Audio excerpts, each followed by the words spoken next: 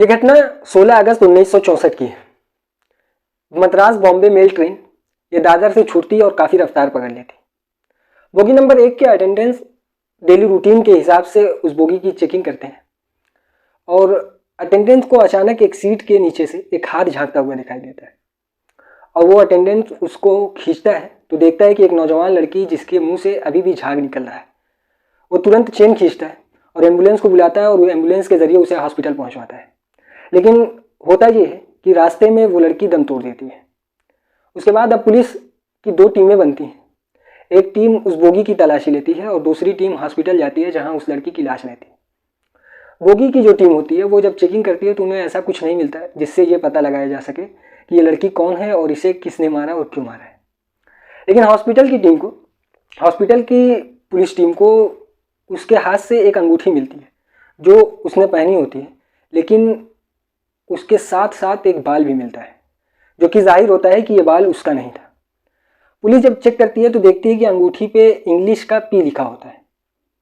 अब बोगी की पुलिस ये चेक करती है कि ये सीट किसके नाम से है।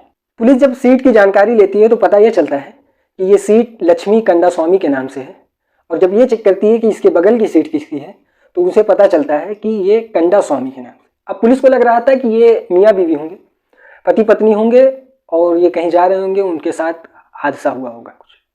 अब पुलिस को ये चेक करने के लिए कि उसका पति कहाँ है अटेंडेंस से पूछताछ करती है और ये अटेंडेंस पुणे से चढ़ा होता है ट्रेन में।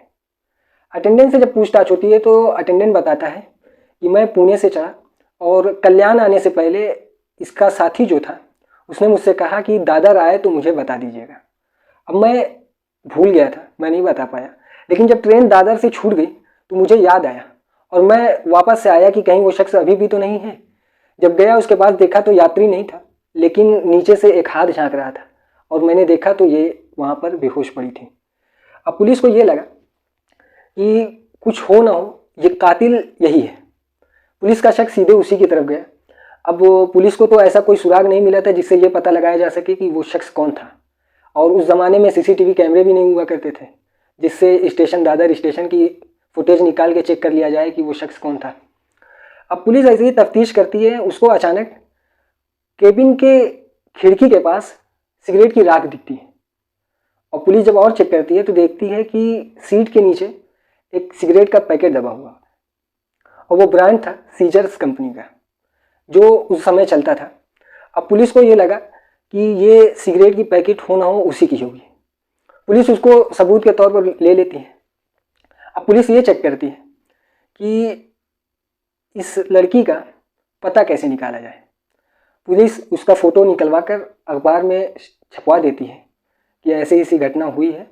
अब कुछ दिन बाद तक तो कोई खबर नहीं आई, लेकिन अचानक एक दिन पुलिस को ख़त मिलता है जो कि मद्रास के सलेमपुर से एक डॉक्टर का ख़त आता है और उस खत में लिखा होता है कि हमारे यहाँ की पपल नाम की एक लड़की जो कई दिनों से गायब है, लापता है और अखबार में जो फ़ोटो है वो उससे कुछ मैच करती है, तो मुझे शक है कि ये वही लड़की होगी।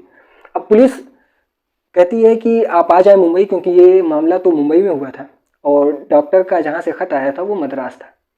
अब पुलिस इंतज़ार करती है कि कोई आए तो उससे जांच शुरू की जाए। अब डॉक्टर उसकी विधवा माँ को किसी के ज़रिए मुंबई भेजता है और वो माँ से जब पूछताछ की जाती है तो माँ गांव के सरपंच पे अपना शक जाहिर करती है। माँ कहती है कि मेरी 5 बेटी हैं और सबकी शादी हो चुकी है, लेकिन पपल की शादी कुछ अच्छी नहीं रही। उसका पति उसे बहुत सताता था, इस वजह से वो उससे डाइवोर्स ले ली थी। उसका मुआवजे का कुछ केस था जो वो अक्सर सरपंच के साथ सलेमपुर डिस्ट्रिक्ट में जाया करती थी उस केस के बारे में जानकारी लेने के लिए। अब पुलिस को ये लगता है कि इससे भी कोई ऐसा तो सबूत नहीं मिलता, लेकिन पुलिस जाती है सरपंच के यहाँ तफ्तीश करने। पुलिस जैसे ही सरपंच के यहाँ पहुँचती है तो पुलिस के तुरंत पहुँचते ही पुलिस का शक ख़त्म हो जाता है, क्योंकि ना तो पुलिस को वहाँ पर सीजर्स की सिगरेट मिली और ना तो चेन स्मोकर मिला।